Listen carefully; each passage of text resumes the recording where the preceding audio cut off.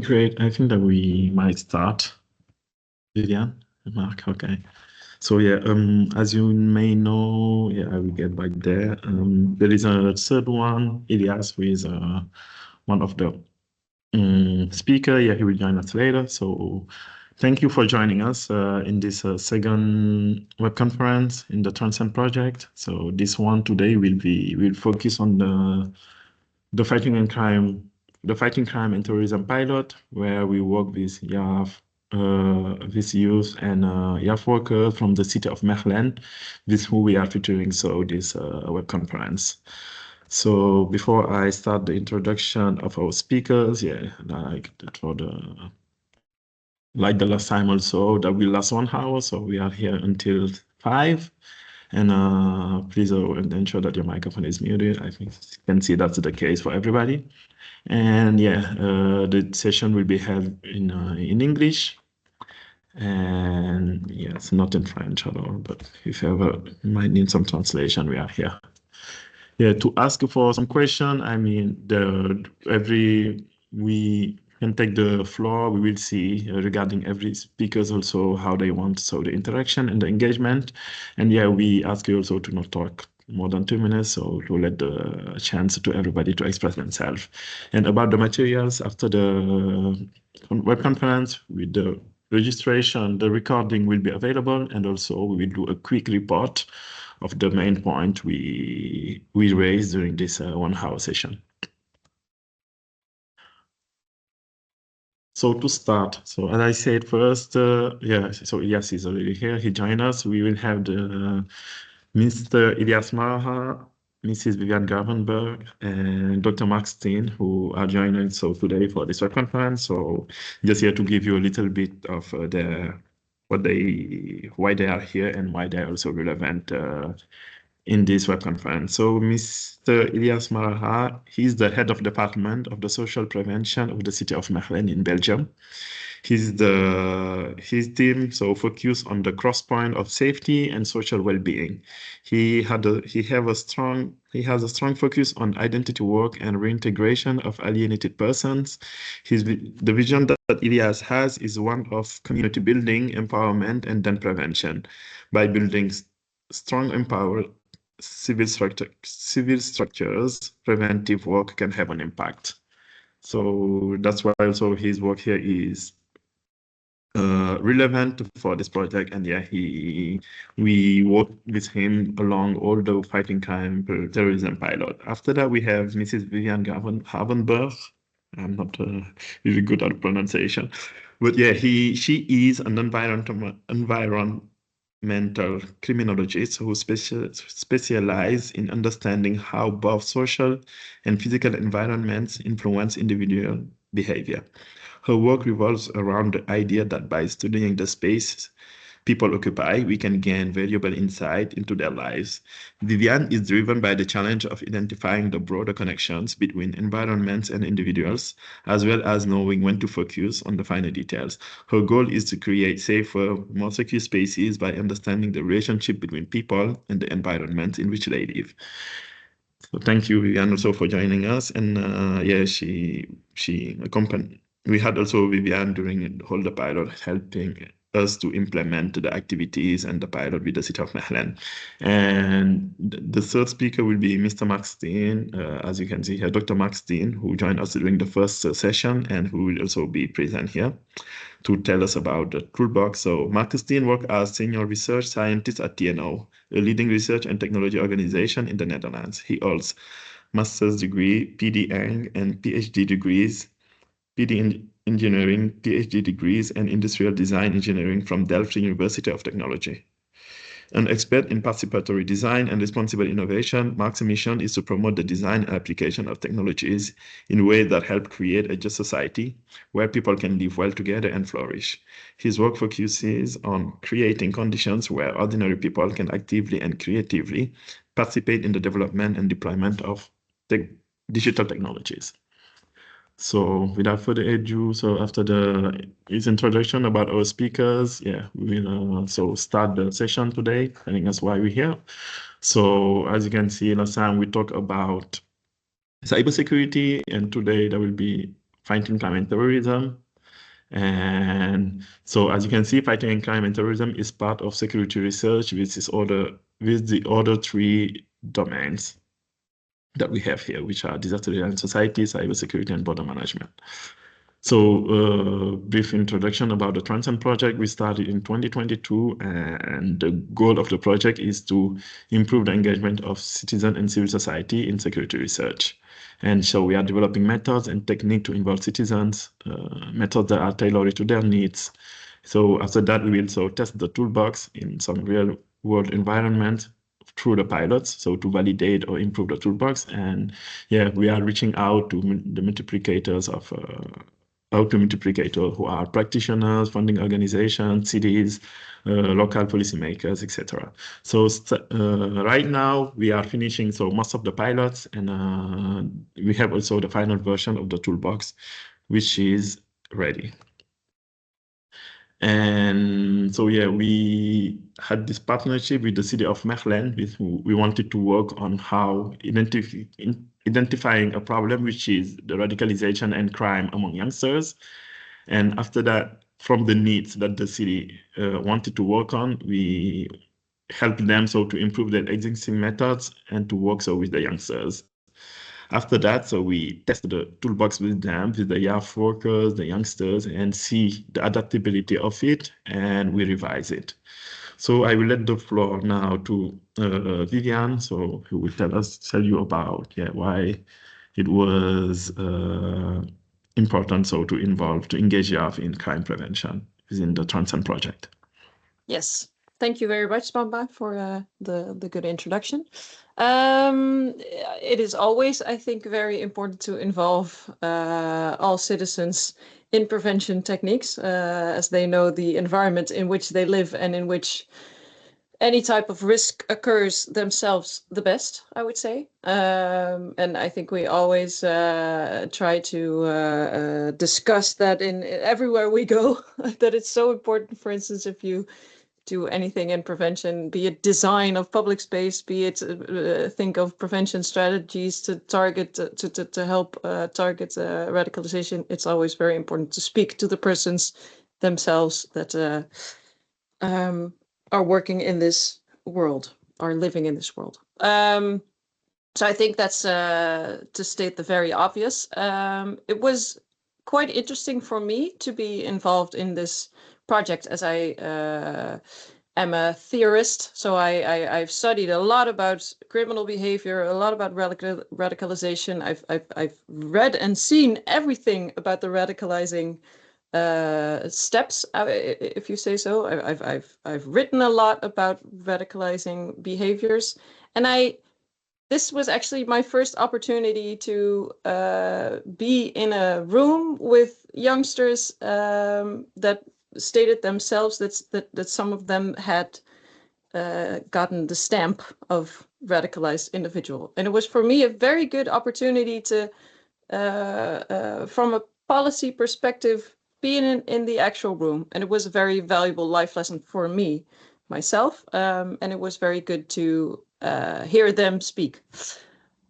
The basic idea of the Transcend Fighting Crime and Terrorism pilot is indeed to involve youngsters in the prevention strategies. And we did so in 3 phases, but I'll explain the 3 phases in the next slide.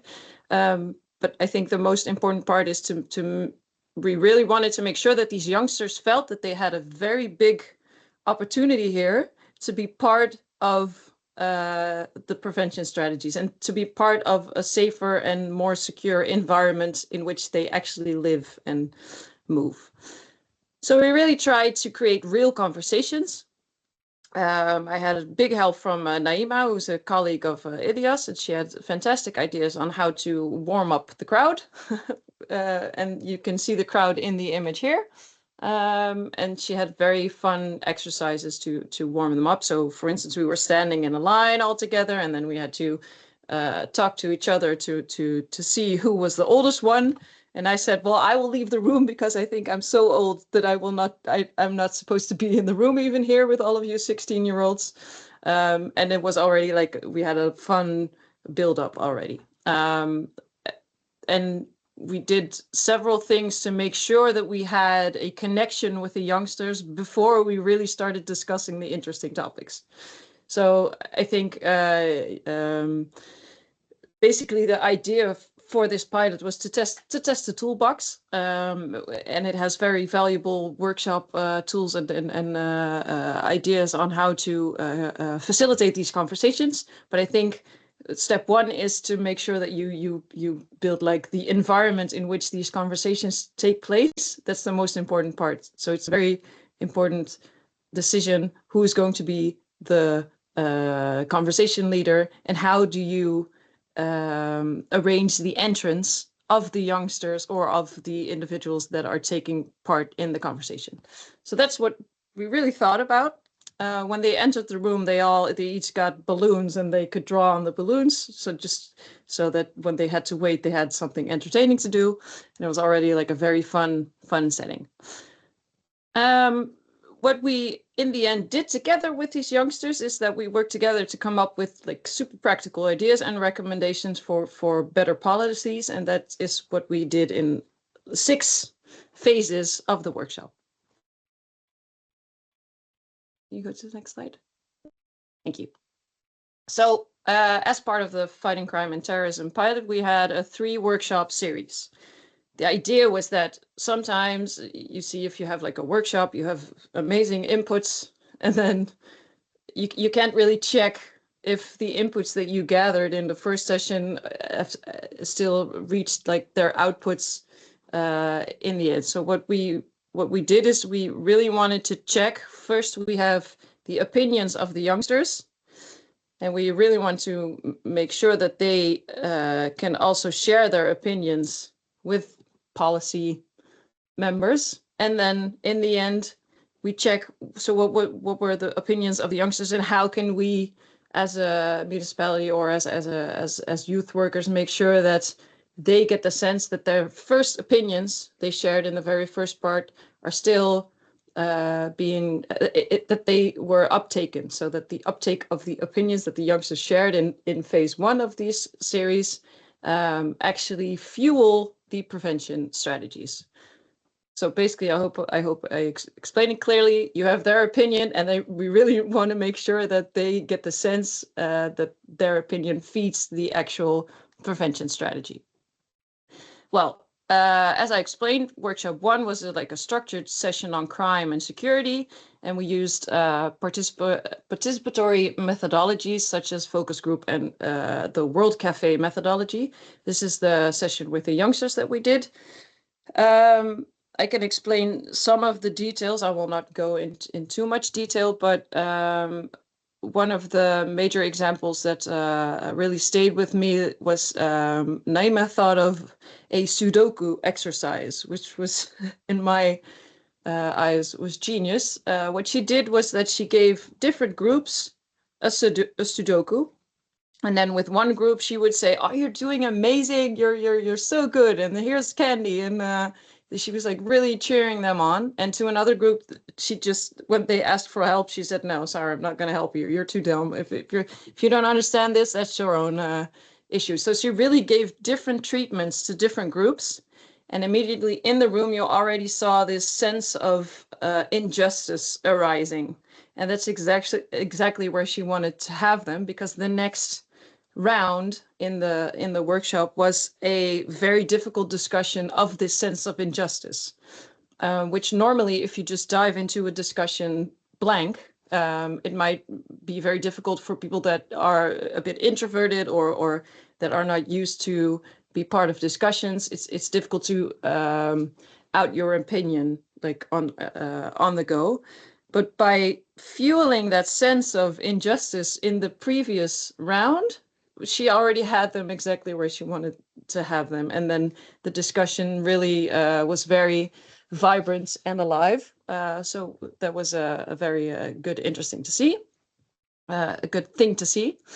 And what we also did is that we really deep dived into those sentiments of injustice, and we translated that to how they see things in the media, for instance. So we had them write a newspaper article, and everyone had a different role. So one person was like a tabloid, and the other person was an actual a journalist, and the other was a scientific researcher, and they had to come up with very different titles. And that's where you can show them that how important it is to see the source of information, and the person behind the information, how you should, as a recipient, read that information as well. So that the exercise, the goal of that exercise was to show them how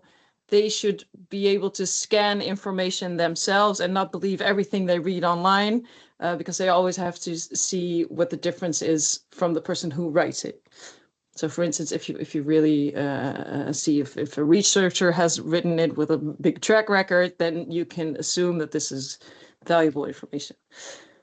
And that, of course, dove into the aspect of social media being a, I would say, accelerator of radicalizing behaviors online, through the bubble that youngsters can get in, of course.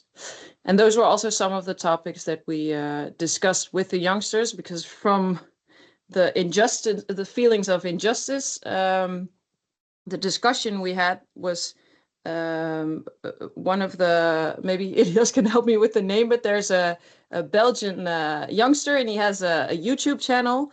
And on this YouTube channel, he explained that some youngsters, they were studying, and as part of like the initiation ritual, they had one of the kids drink fish oil, and the kid died. Uh, Um, the Reuzegom. Reuzegom is like a sorority, Reuzegommers. yeah, exactly. Sorority in the KU Leuven. Yeah, Actually, thanks. yeah. Right. Yeah. So the Reuzegom sorority had one of the kids drink fish oil, and then the kid died. And Acid is the YouTuber, and Acid has a YouTube channel, and there was a lot of outbursts in Belgium because these youngsters, correct me if I'm wrong, Elias, didn't really get high punishment. Yeah, the thing there is like they didn't get a high punishment, but it also was like an elite sorority, male sorority. So like the male white supremacy was actually over there. And the guy who was forced to drink fish oil was a black guy who really wanted to be part of the sorority Yeah. there. And Acid was one of the YouTubers that actually said they had not been sentenced enough because the sentences were quite low. It was quite a big movement here in Belgium. And ACID actually posted their names. And actually ACID got also the fined by justice system also there by sharing those names of the youngsters. So that's that was quite a big deal.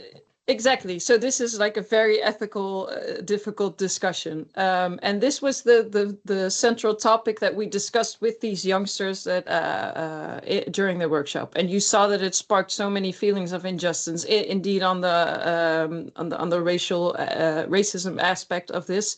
And on the other aspect, there was like a different layer of racism that they sensed, because they explained if it were a group of, for instance, Moroccan youngsters, we would have all been arrested and have gotten very high sentences, because we get treated by the police in a very different manner than these sorority kids.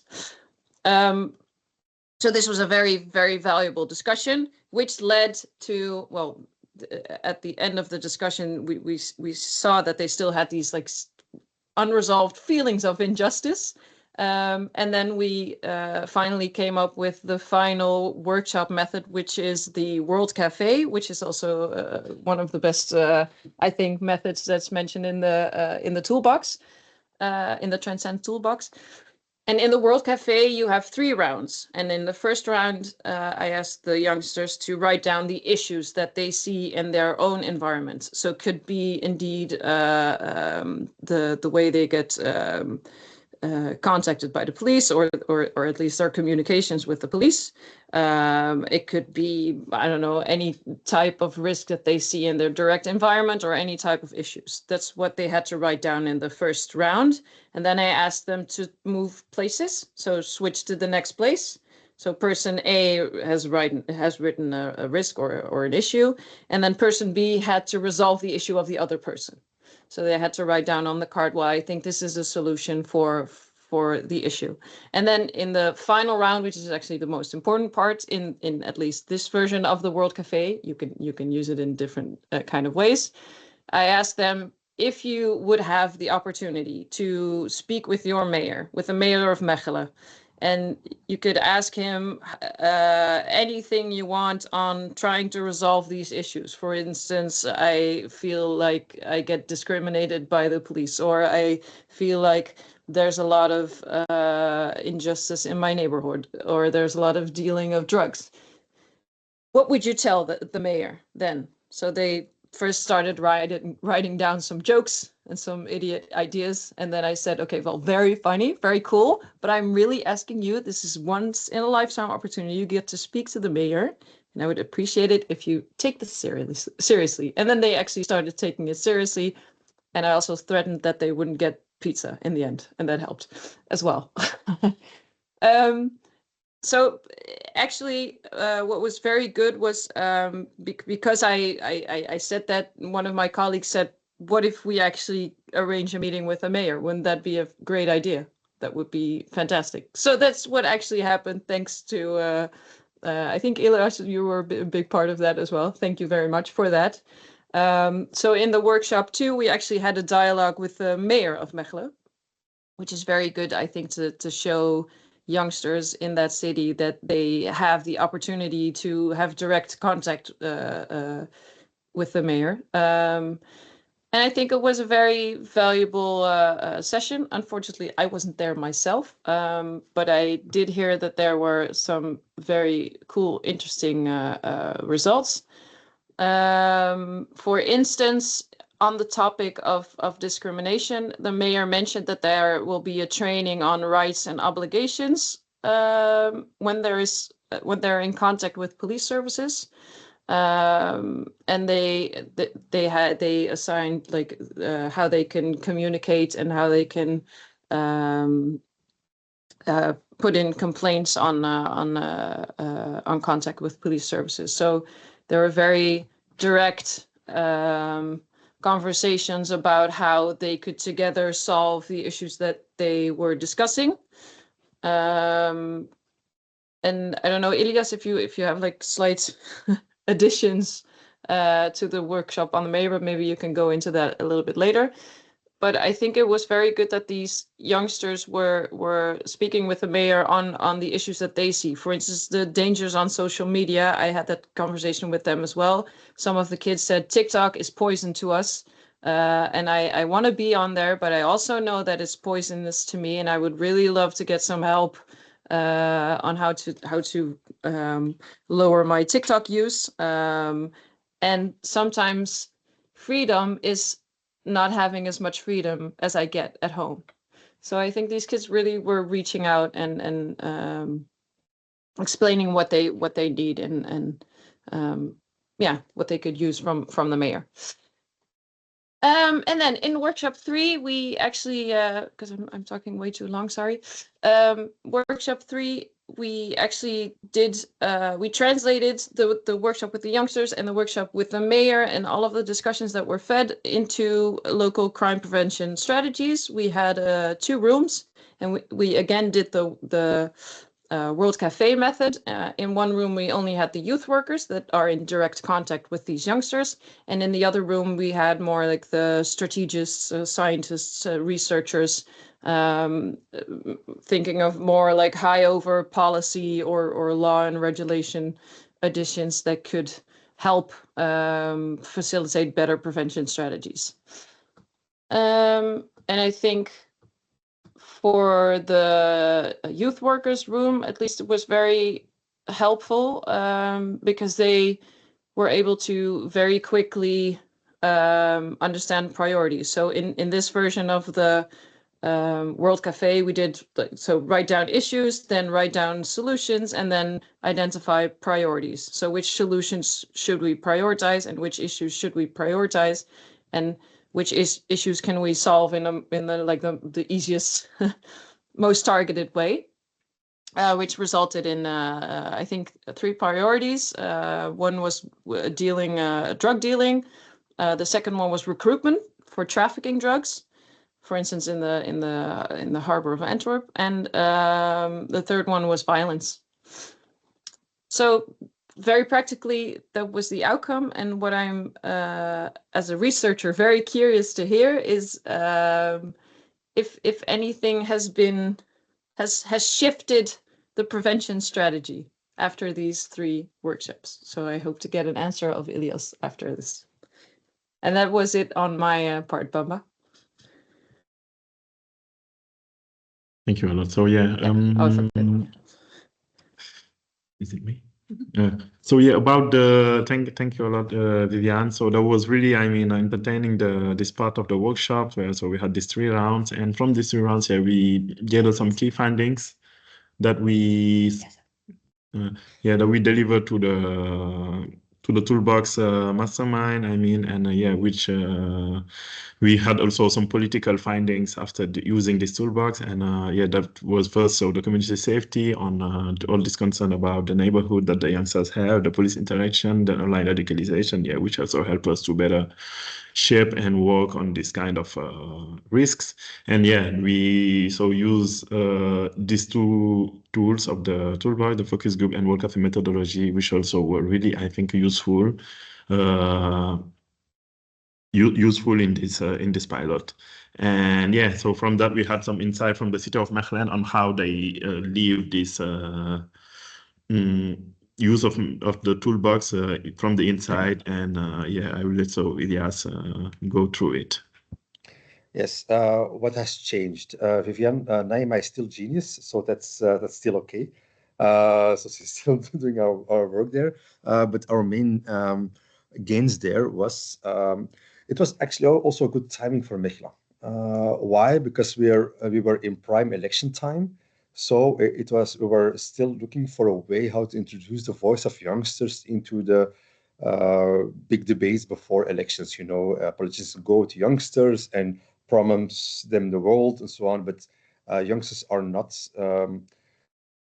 naive anymore. They do oversee the promises, and they really want to engage with what at that time was still the mayor, and he's still the mayor at this moment.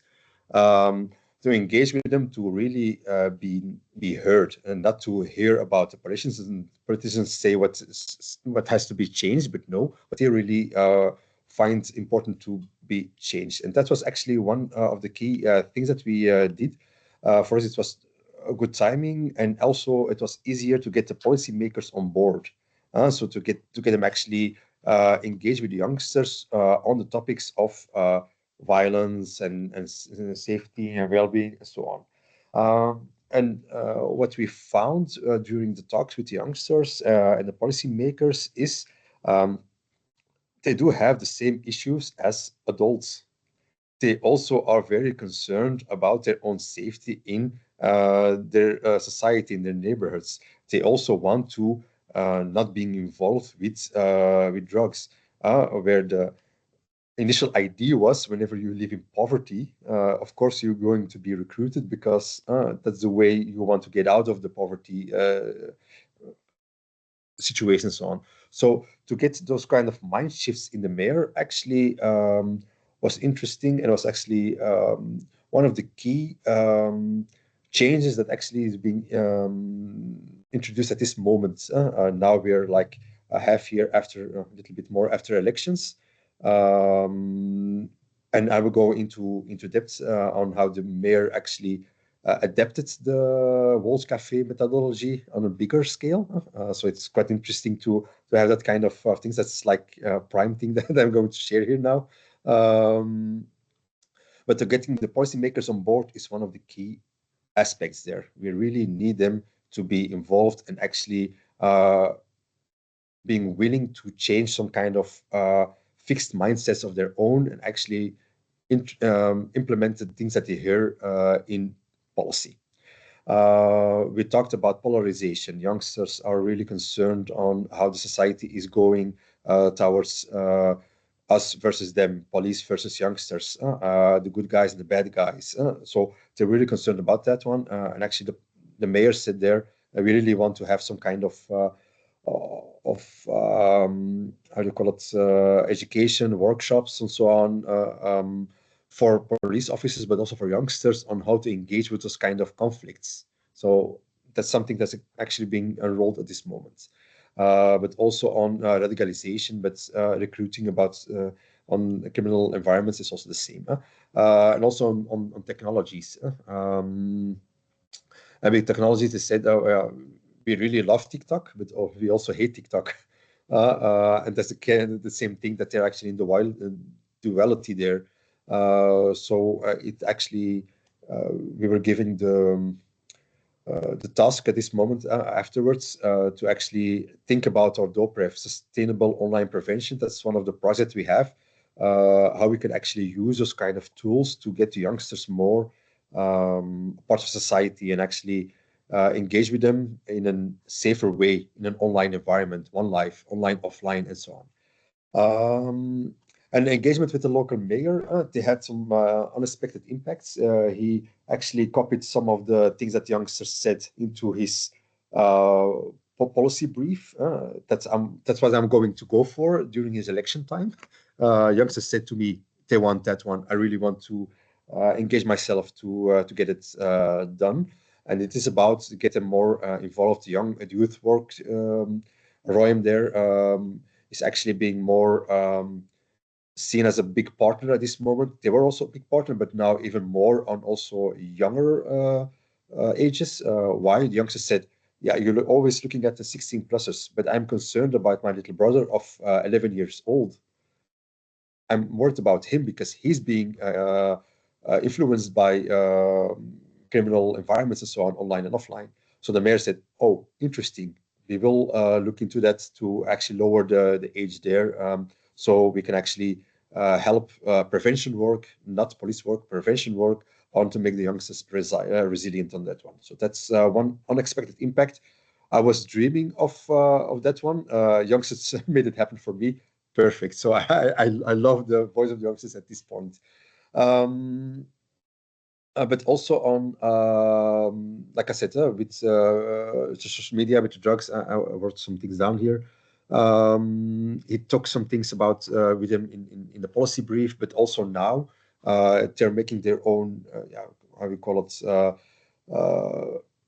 agreements on the different kind of local parties that will be our guidelines for the next 6 years.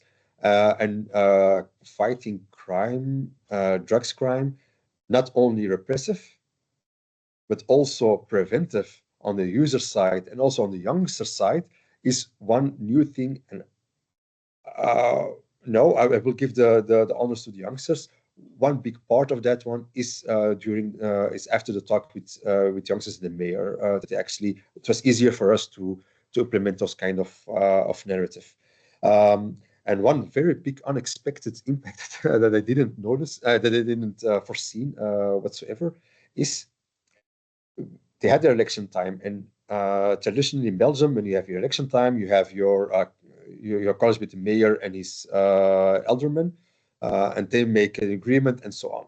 That's done. But actually this year, the mayor actually liked the idea of involving youngsters, but also people, and actually made every alderman to hold some kind of world cafe with citizens.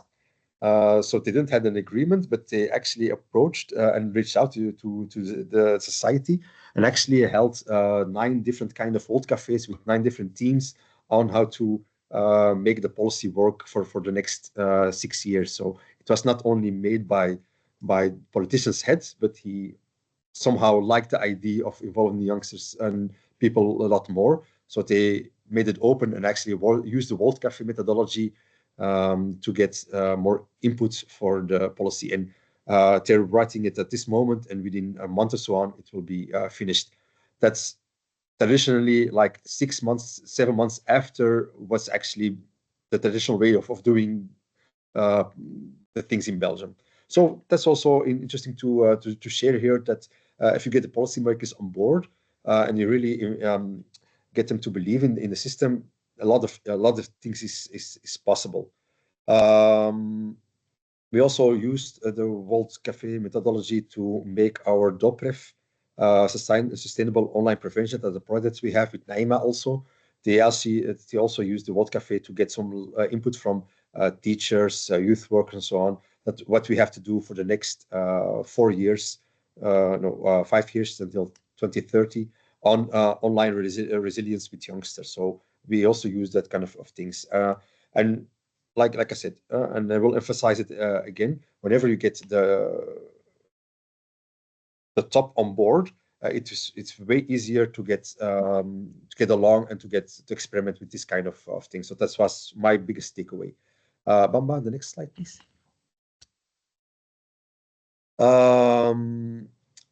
What we actually learned, and that's something that you really have to take in account, youth engagement fluctuates.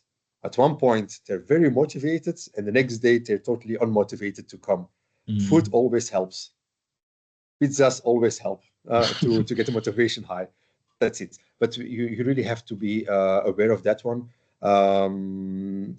It's not because the youngsters don't want to. No, because their life is actually very hectic, and they tend to do different things and live at the moment. So we can make a plan and say it has to be this way, but we also have to be very aware that whenever 6 youngsters don't come, it is what it is. It is what it is. We just have to accept that one. It's also very difficult available. Trust building is also important. You have to have a youth worker work with youngsters. Excuse me, Bamba? Yeah, it's fine.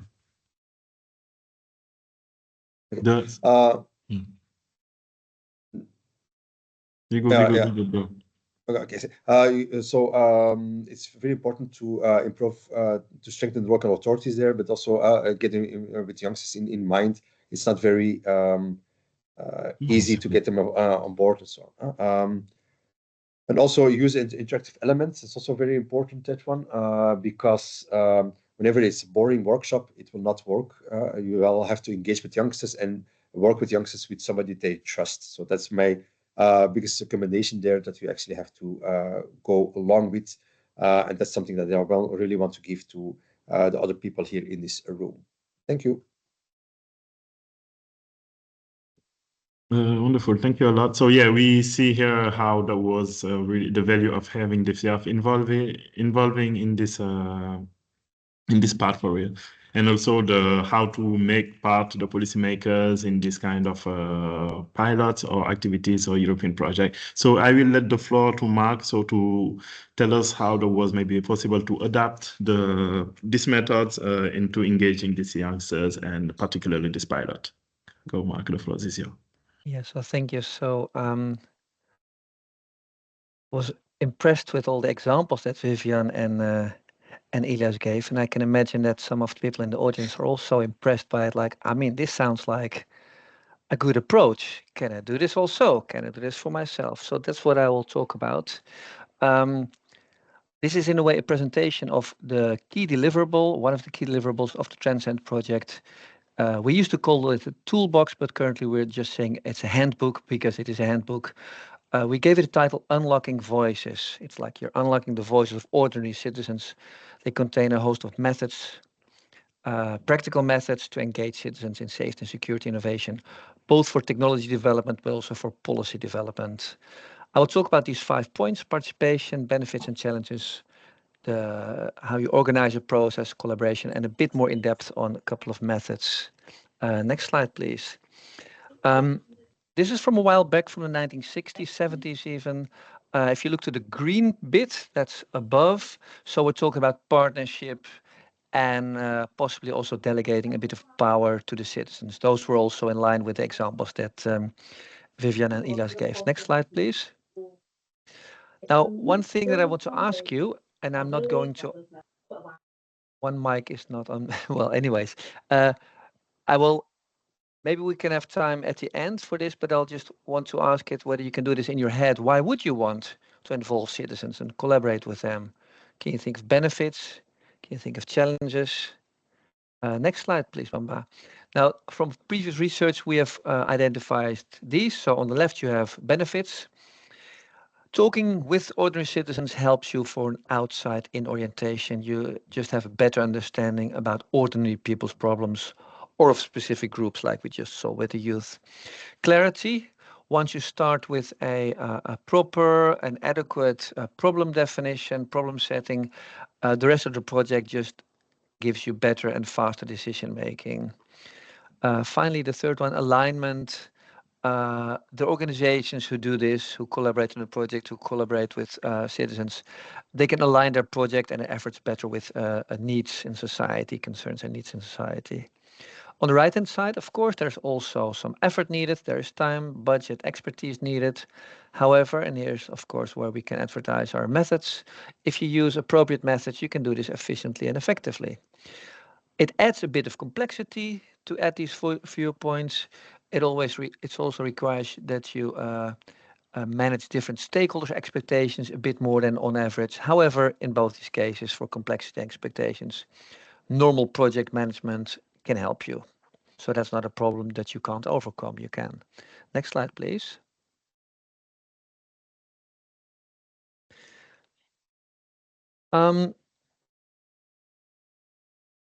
Okay.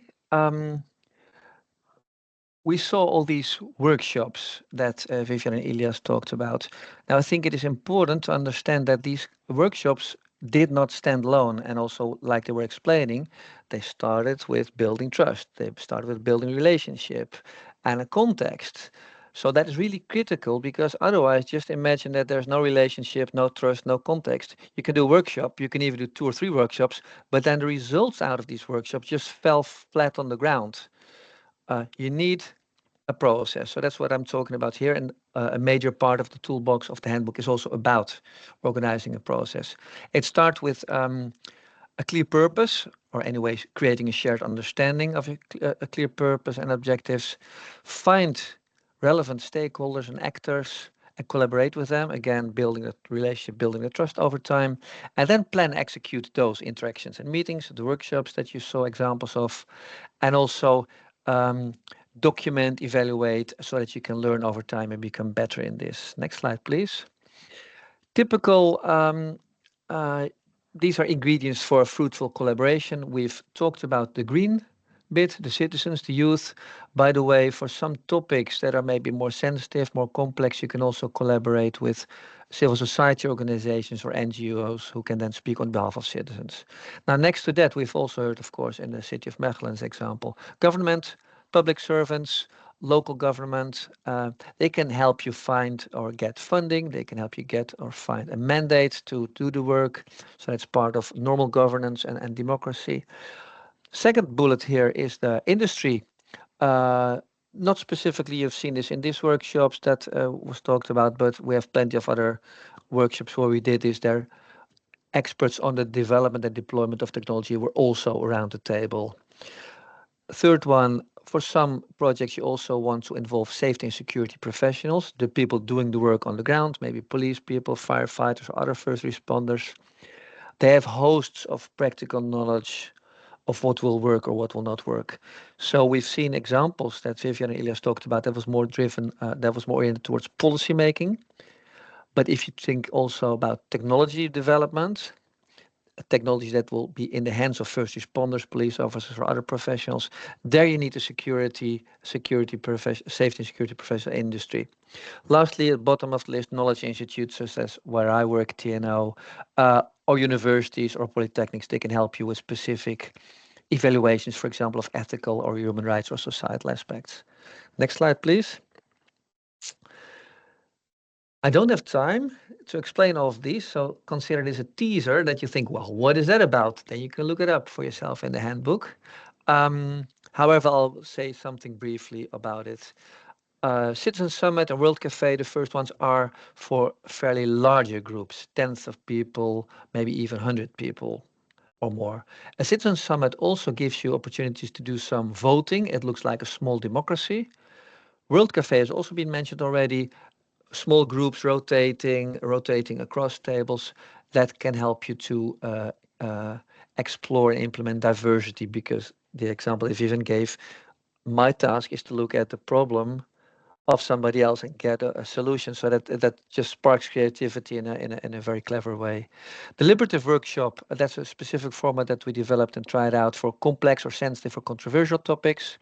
Focus group is rather generic, but of course you can use this to understand better people's experiences and ideas on a specific topic.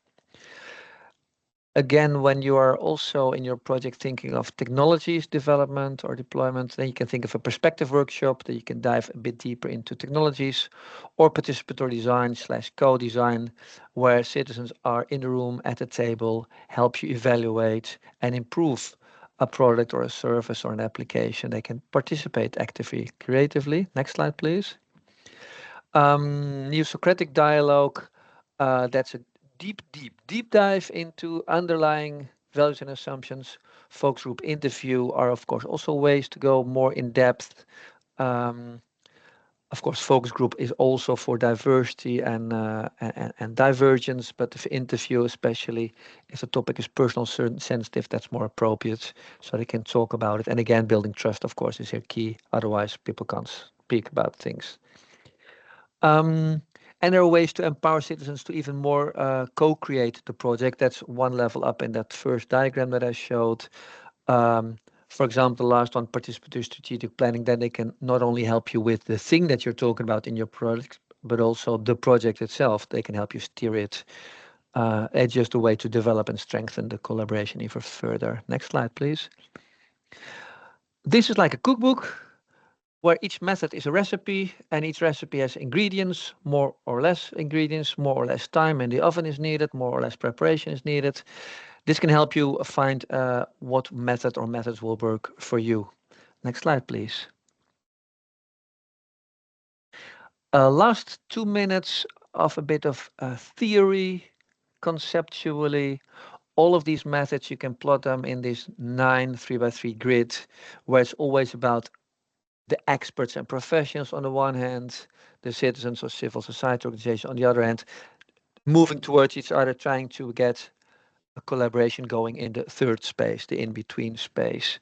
And just an example that Vivian gave, the workshops were at a community center where the youth were already coming like every week. So it was their familiar place. The workshops would have worked differently, or maybe would not have worked, if the workshop would have been, say, in a laboratory of a tech development company, or maybe at the police station. And even if there are police officers, for example, we've done that recently in Utrecht, it's better if they do not wear their suit, or if they wear their suit, that there's always a bit of, where are we? Is this our place? Is it their place? Is it our collective place? Next slide, please. This is the arrow going, starting with a proper understanding of the problem.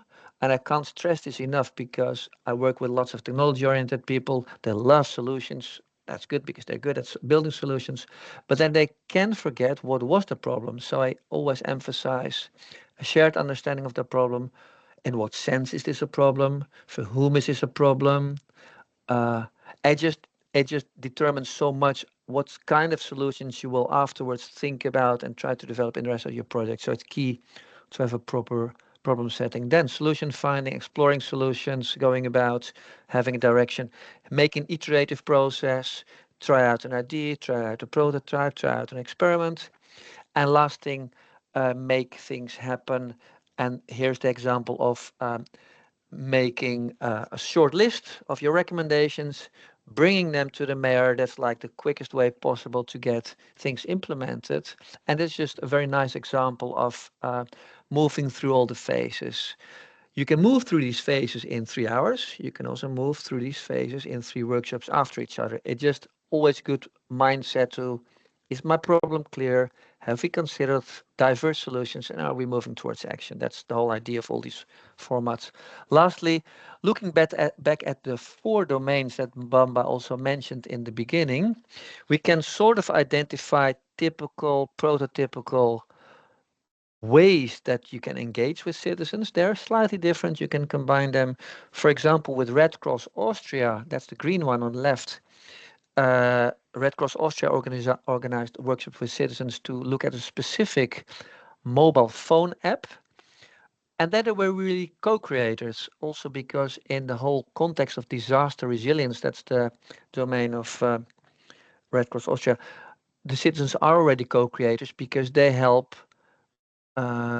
after an emergency with mutual help. So they are already co-creators, and also in the redesign of the app. Blue one, that is the example of Mechelen. I think there were research partners helping us think about what is the problem, what could be solutions. So yeah, research partners. The purple one, that is has been the case for pilot activities that Fraunhofer in Germany did, where there was a conversation. We were learning from them, they were learning from us. We were giving them some insights, they were giving us awareness back. So there was a going back and forth that was really interesting. Lastly, that was the efforts by PRIO, Peace Research Institute in Oslo, having to do with border control, where you have refugees and immigrants, like sensitive topics, also face recognition, sensitive and controversial technologies. There, it's not maybe always a wise idea to have the people themselves in the workshop room, but there you can talk with CSOs or NGOs who can then talk on their behalf. It's also a way to get to understand the situation better. Next slide, please. Oh yeah, I've said this. The hopefully you've now get a sense of why it's useful, and it's maybe easier than you might think. The handbook can help you. Just give it a try. And the last slide, I think, is where you see the next slide, please, Bamba, where you see the URL of the project. And in 1 or 2 weeks' time, the handbook will be there for download. Thank you. Thank you a lot. Thank you. So I think we are time is lacking. So yeah, just thank you a lot to all our speakers for being present and yeah, telling us all these important and interesting insights here. If you maybe we have time for one question or comment or Yes. nobody. Margot. No, I don't think that she wanted to do that. Okay, so right after we'll have the third and the fourth web conference will be in June. The date is to be confirmed. So about border management and disaster resilience societies, and so we will explore also how the toolbox was used there and on what also our pilot leaders work on it. And we have also an interactive workshop in Marseille on the 12th of June. And if you are interested to join us, let us know, please. And yeah, we'll be happy to have you there in Marseille for the 12th of June. Yeah, it's always sunny and there is sea also. So I think that's all. Any other comments or question? Otherwise, you can just also reach out directly to the speakers if you want to have more insights or whatever question also you might have. Thank you all. Thank you very much. So the report will be available, and so we will make the recording of this web conference online on the website of the project. Thank you very much, and we wish you a good ending of the day. Thank you a lot. Goodbye. Bye-bye. Thank you. Thank you, Goodbye, everyone. everybody. Bye. Thank you. Thank you.